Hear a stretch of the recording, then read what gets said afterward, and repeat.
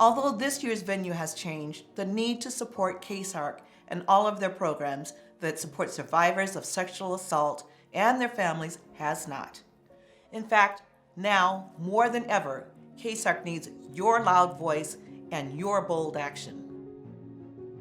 I support KSARC because of the great work that they do and the work that needs to be done in our community by the people that are at KSARC. They're courageous, they're amazing, and without them, so much important work would go undone. It's really important, and I will continue to support KSARC for those reasons. Fue la ayuda más grande que había encontrado. ¿Quién me iba a ayudar? A que ellas salieran de donde ellas estaban hundidas. Hasta que uno no llega ahí y llega a ver todo junto, uno no se da cuenta de todo lo que puede llegar a lograr. We know these are difficult times for everybody, but just imagine struggling to heal from sexual assault or abuse amid all this chaos and uncertainty. The closures and restrictions touch so many aspects of our daily lives, and many survivors and families are experiencing hardships at this time, emotional, physical, and financial. That's why it's more important than ever to support KSARC. We've been longtime supporters of KSARC because we believe in their mission. We love their advocacy, education, and prevention. The therapy that they provide to victims and in helping those victims find peace and justice in their lives. So it's easy to support KSARC, and we all have to. But I needed help to, just understand myself, understand that this wasn't my fault, even though they told me before, those feelings come back. And I never felt like my body was really my own. I didn't really feel like myself. Like I had been, I had always grown up with somebody having, taken that from me. And going to therapy that second time around, I was able to feel like myself, feel like, I was my own. And it took a lot, and it was really difficult, and it took a lot of patience. But I was able to do that, and I was able to finish therapy and come out of it feeling amazing. Is there one message that you would like to share with others who might be experiencing something similar as you did? Yeah, what I hope that people listening to me today took away from this is that there is hope, and that they deserve to be surrounded by people who support them and believe them. All they need to do is, give us a call, and there's people here 24/7 ready for them and waiting for them to give us that call.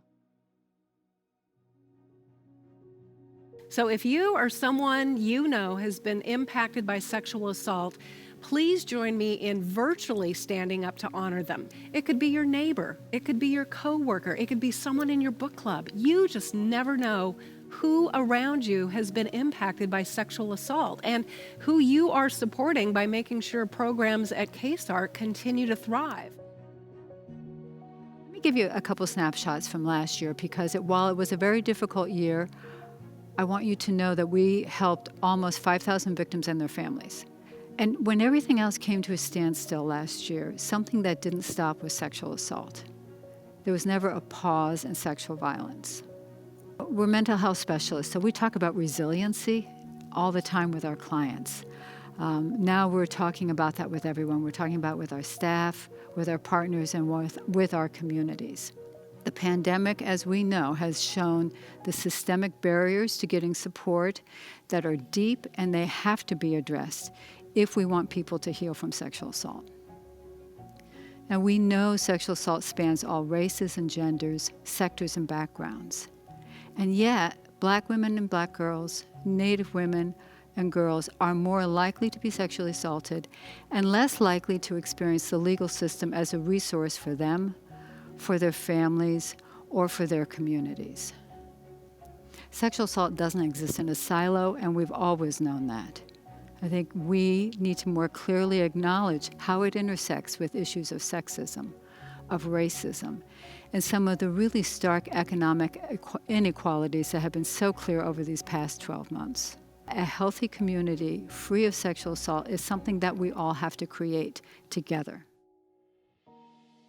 I am loud for the victims that lay in their own beds in their own home, afraid to sleep because their protector is their abuser. I am loud for the victims that traumatically suffer the aftermath of the abuse. I will gladly be the voice for those who are suffering silently. I am loud because I was sexually abused by my stepfather when I was 11 and 12 years old. I had no idea that organizations like KSARC even existed and therefore never sought help. We all need to be extremely loud about the amazing work that everyone at KSARC navigates every single day. They are the true heroes amongst us. Thank you, KSARC, for making the difference between surviving and thriving for all victims.